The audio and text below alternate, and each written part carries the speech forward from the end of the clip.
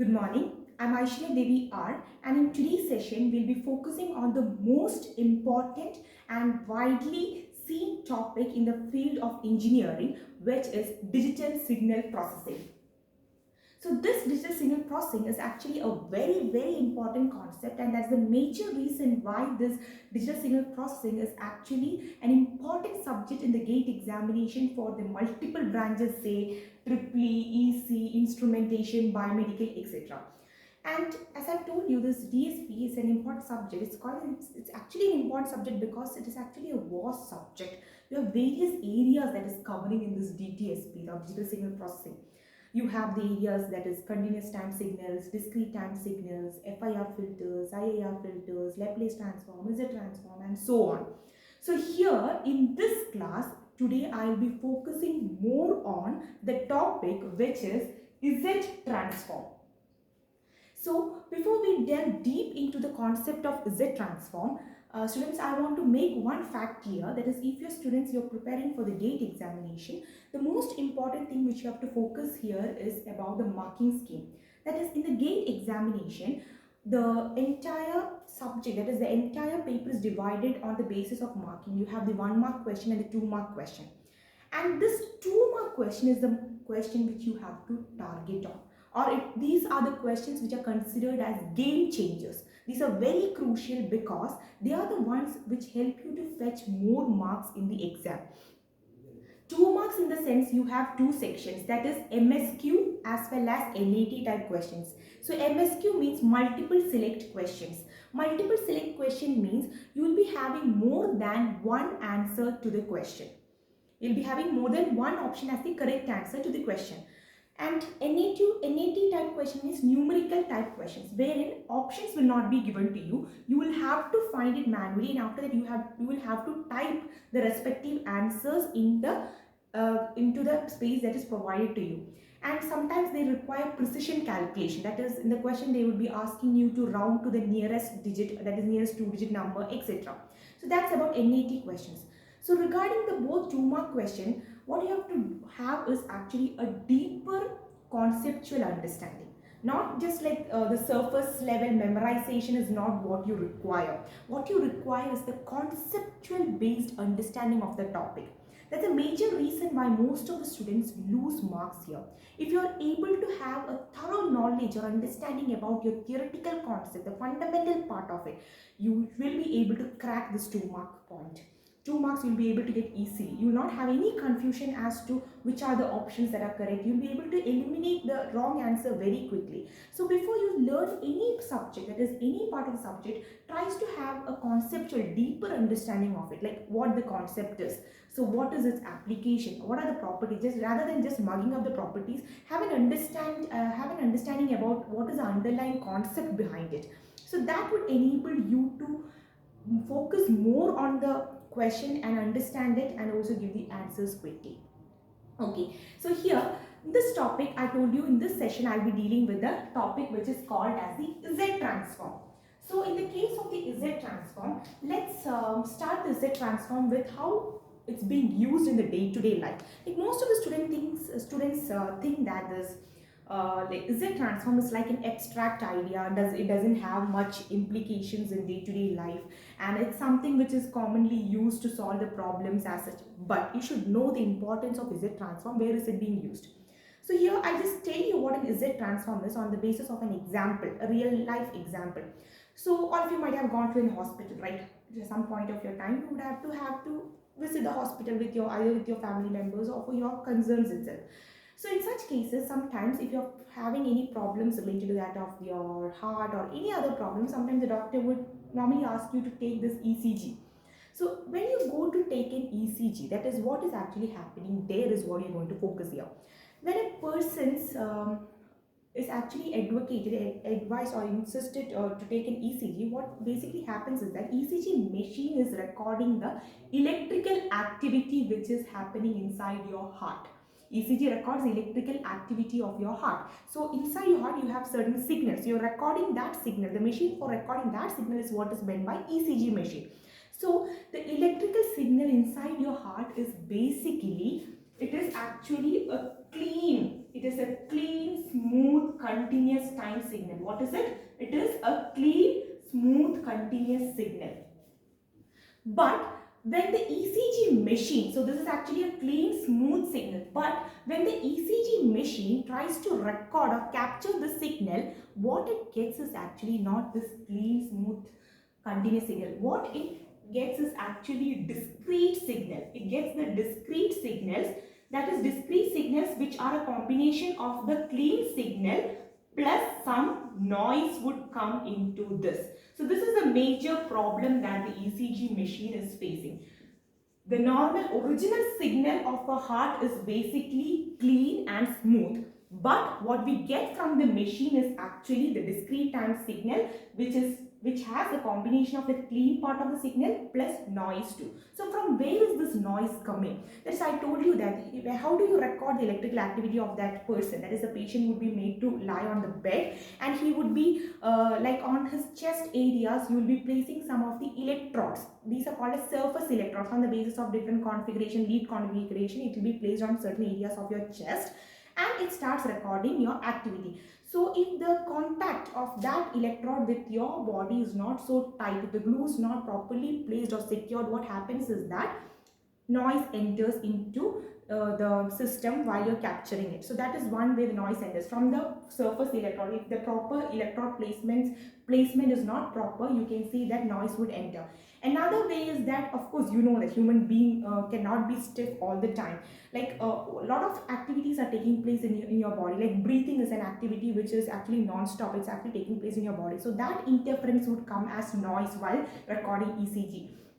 Next important thing that you can focus is on the like you can see that muscle movements are there, muscle artifacts. You say muscle artifacts, there's muscle movements, contraction and expansion, etc. is taking place without our knowledge. So that's also something where we cannot have a control on. So that is also contributing to what is called as this noise. So all these are the factors which is contributing to noise and getting mixed up with the clean ECG signal that you require. So now the ECG machine is actually having a signal, and it's not a continuous signal, it's a discrete signal. Discrete signal in the sense the samples are taken at particular intervals of time. You're not taking the continuous signals, only at discrete particular point of time you have that signal. For example, at x of 0 you will be having one signal. At x of 1 you will be having one signal. It would be something like this. X of 0 you have, x of 1 you have. In between you would not be having any sort of signals. In between you will not be having any sort of signals. Only at the points x of 0 and x of 1 you will be having the value. That is called as discrete time signals. So that is the most important thing now the ECG machine is having. Now the ECG machine has the clean signal. Okay, it has a clean signal plus it has some amount of noise. But if this signal, let's say it is y of n. Okay, the signal is y of n, but this signal is it's actually a discrete signal. That's a major reason I represent it as y of n.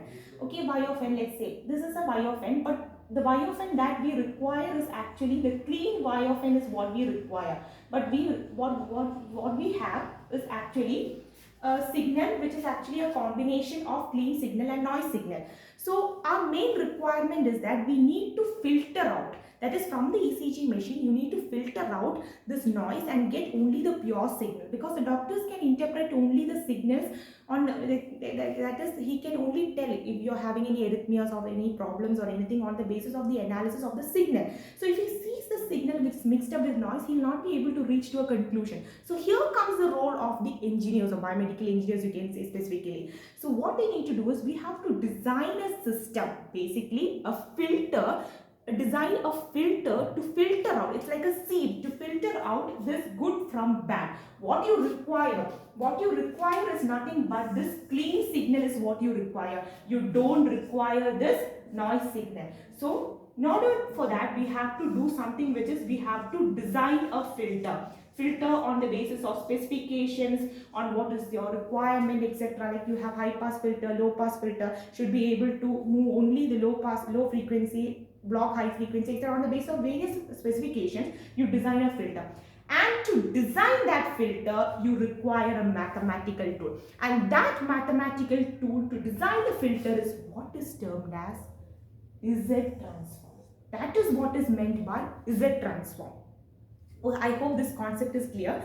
So Z transform is nothing but a mathematical tool which is used to design a filter, and this filter helps you to separate the clean signal from the noise signal, and finally the ECG gives you the clean signal. So inside the ECG machines we have certain filters and certain difference equations are there. Basically these filters consist of some difference equation. Difference equation in the sense it will be something like this: y of n is equal to x of n minus 1, something like that. It's like a difference equation would be there. That is the one which has already been designed with. So that so these signals, clean signal plus noise signal, when passes through this digital filter, the difference equation through it, finally the output what you get is actually the clean signals. So that is the normal procedure that is actually taking place in the case of the digital signal processing. So I hope the Z transform concept is clear to everyone. So now we have to focus on the problems. So while focusing on the problems, the first one, the most like B.tech point of view, or any other point of view, you can see that you have to first of all have a basic understanding of what this Z transform is. The Z transform basically has one general formula. You have to know the general formula. In most like B.tech point of view, you can see that the question that they ask normally is find the Z transform and also plot the region of convergence. You have to plot region of convergence and also find the Z transform of the region. First what you find is Z transform. The second part is what you are going to do will be, you will try to find, that is plot the ROC. So we'll look at one question that how to do such question, the basic part of it. So here you can see that what is actually in Z transform formula. There is actually a general formula to find Z transform, that is x of Z is equal to summation n equal to negative infinity to infinity x of n Z raised to minus n. This is actually for a discrete time signal. For a discrete time signal, say x of n, for a discrete time signal, say x of n, the Z transform is given as x of Z is equal to summation n equal to negative infinity to infinity. This is actually the limit. The existence is actually negative infinity to infinity x of n Z raised to minus n. This is the general formula which you have to use if someone asks you to find the Z transform of a signal. So basically we are transforming the signal, a discrete time signal, to another transform, that is Z transform. So this is it. X of n is a discrete time signal, and this is actually the limit. And here you can see that I have used the summation here. So basically I am actually adding some indefinite terms to that of the x of n. So in some times you can say that when you are adding this indefinite terms, that is you are actually adding this, what happens, the final answer would not be a finite one. In such cases comes the importance of ROC. So what is this ROC? ROC means, ROC is nothing but region of convergence. ROC means region of convergence. So in the case of the region of the convergence, what are you going to find? A region of convergence is nothing but, it is actually the region, the value of the x of z. The values of the x of z for which, so here we are focusing next on region of convergence. So what is this region of convergence? Regions of convergence means the value for which this x of z would exist. That is simply what is meant by region of convergence. So if you want, in the question they are asking you to plot the ROC. So I'll tell you how you need to plot the ROC, etc.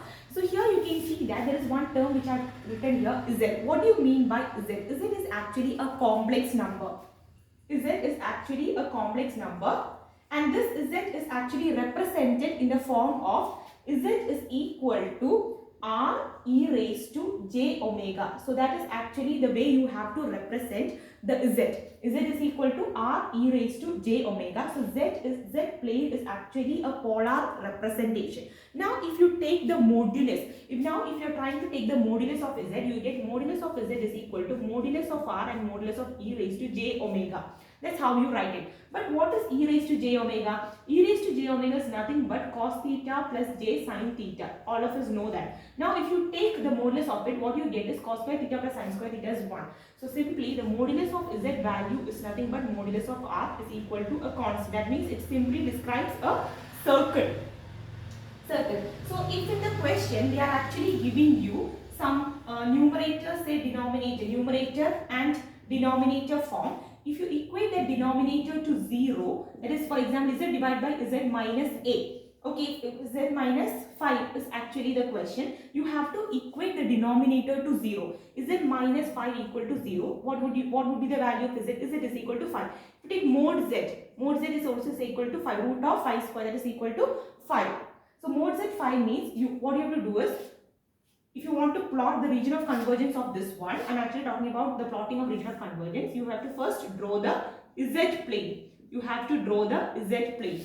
And on the z plane, on the horizontal axis, since z number is actually a complex number, you will have the real part as well as the imaginary part. So the real part is actually the one we will be writing in the horizontal axis, and the imaginary part we will be writing on the vertical axis. So this is the z plane. Now you have to plot the region of convergence. We have obtained the pole. The first step is obtaining the pole. That is, how do you obtain the pole? We'll actually equate the denominator to 0. And you have got the pole. Say it is 5. 5 means you can say that from the unit, from the unit of origin, it is 5 unit distance away from the origin. That is what is meant by mod z is equal to 5. And you will have, and this describes a circle. Okay, and this describes a circle basically.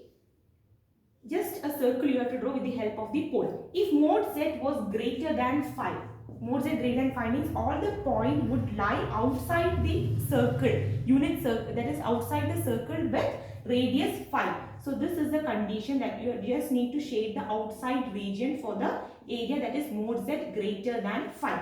If it was a condition like mod z lesser than 5, if mod z less than 5 is actually the situation where you need to mark, then what you have to do is you just first have to draw a circle with radius 5. That is what is the first thing you will be drawing. And mod z less than 5. Less than 5 means inside. You have to shade the, you have to basically shade the inside region. To one side you have to shade the inside region. So this is actually how you will be plotting it. Mod z lesser than 5 means interior region of that circle. All the points would lie interior of that circle with radius 5. If it is mod z greater than 5, if it is mod z greater than 5 means you will be plotting the area which is greater than, or the exterior area will be plotted. So that is about how you will be plotting this ROC. Now we look at one question wherein the question is you have to find the Z transform and also the region of convergence. So the question is, if you want you can note it down.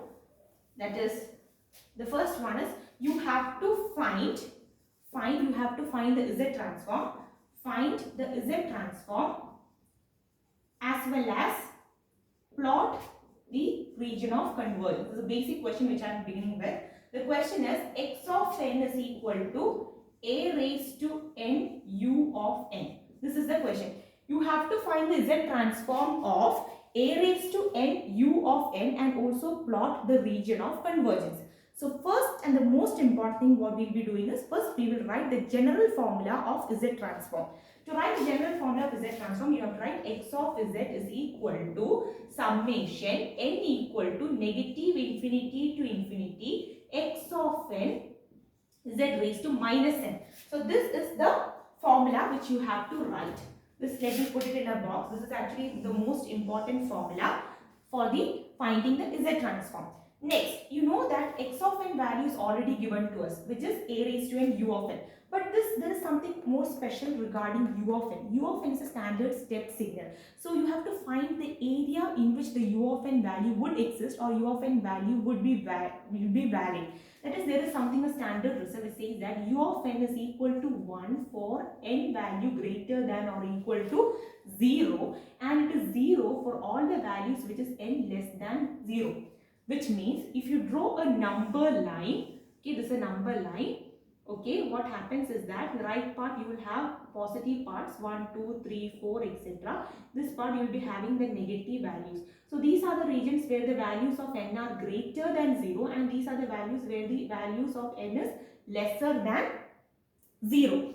So here all these areas will be having the value 1. U of n will have the value 1 for the region starting from n equal to 0 to n equal to any, we don't know where it would stop. So n equal to 0 to n equal to infinity. So u of n value is 1 for the limit ranging from 0 to infinity and greater than or equal to 0. From 0 to any value we don't know. So we consider it as infinity. From 0 to infinity limit, you can say that the value of u of n is 1. So substituting it here into the question, x of z is equal to summation. You know it is x of n. Instead of writing x of n, you have to write a raised to n, u of n. A raised to n. Instead of writing u of n, what should you write? You have to write 1. You have to write 1, and u of n becomes 1 only if the limit is from 0 to infinity. So you have to change negative infinity to infinity. You have to change this limit to n equal to 0 to infinity. So n equal to 0 to infinity, you can see that the value of u of n is 1. Rest it is the same, and you have to write 1 z raised to minus n. I hope this section is clear to you. Next, what are you going to do? You are actually going to evaluate, and there is one standard result which you have to always know. There is summation of n equal to 0 to infinity 1 divided by, summation n equal to 0 to infinity k whole raised to n is equal to 1 divided by 1 minus k, such that modulus of k is lesser than 1. So this is one standard result which is for the limits evaluated from 0 to infinity. So here the value of k is nothing but a z raised to whole raised to, so there is one simplification I need to do here. Summation n equal to 0 to infinity. Here you can see a raised to n, z raised to minus n. What is common here? N is common here. So a is z raised to minus 1 whole power n. We are taking the power n common. A has the power 1, z has the power minus 1, and the whole common n is common to both of them. Power n is common to both of them.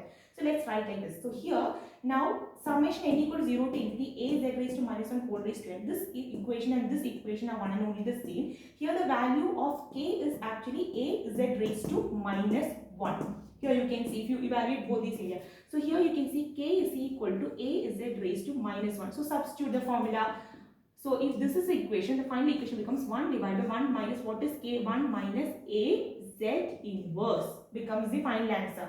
And one more thing that you have to focus is about the modulus k. So modulus of k means modulus of a z inverse should be lesser than 1. This is a condition. It should follow with this equation. So rewriting the equation, the bottom region, you have already got 1 divided by 1 minus a z inverse, 1 divided by 1 minus a z inverse, and mode of a z inverse lesser than 1. So simplifying this part, what you will be getting is 1 divided by 1 minus a z inverse means 1 by z. So a divided by z, simplifying you get 1 divided by z minus a divided by z. This denominator goes to the numerator, so you get z divided by z minus a. And regarding it is actually from this part you are going to find the region of convergence. The question was to find the z transform. The z transform of a raised to n u of n is z minus z divided by z minus a. Next question is you have to find the region of convergence. To find the region of convergence, you have to evaluate this part, that is mode of a z inverse lesser than 1, mode k lesser than 1, this part. So mode a divided by z inverse means 1 by z. So that means mode a divided by mode z inverse lesser than 1. When this denominator goes to this side, you have mode a lesser than mode z, which means mode a is less than mode z, which means same as mode z is greater than mode a. Okay, so this is the region of convergence. So you have to plot the region of convergence here. You have to plot the region of convergence.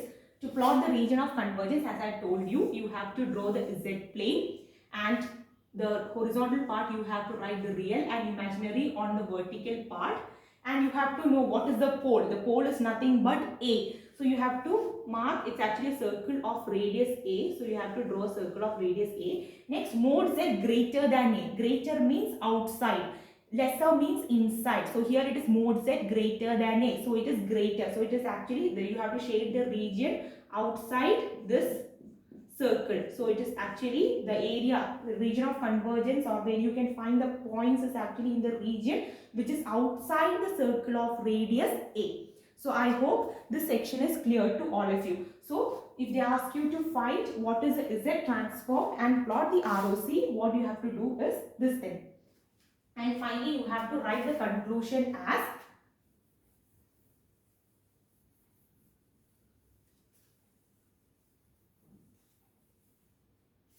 Z transform of x of n is equal to a raised to n u of n. You can say the z transform is of a raised to n u of n is nothing but z divided by z minus a, and the region of convergence is nothing but mod z greater than a.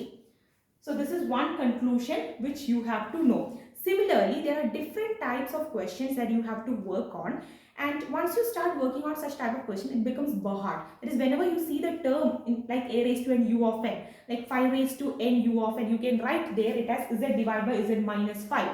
You don't have to go for the derivation part, because it becomes already clear to you of it. If it is 2 raised to n u of n, what would be the answer? 2 raised to n u of n is nothing but z divided by z minus 2. And what is the region of convergence? Mod z greater than or equal mod z which is greater than 2. If it is 5 raised to n u of n, it is z divided by z minus 5, where mod z is greater than 5. So that is what you have to do. Similarly, you have another type of question, that is, if the question is like x of n is equal to minus b raised to n u of minus n minus 1. The question is, you have to find the z transform and also plot the region of convergence.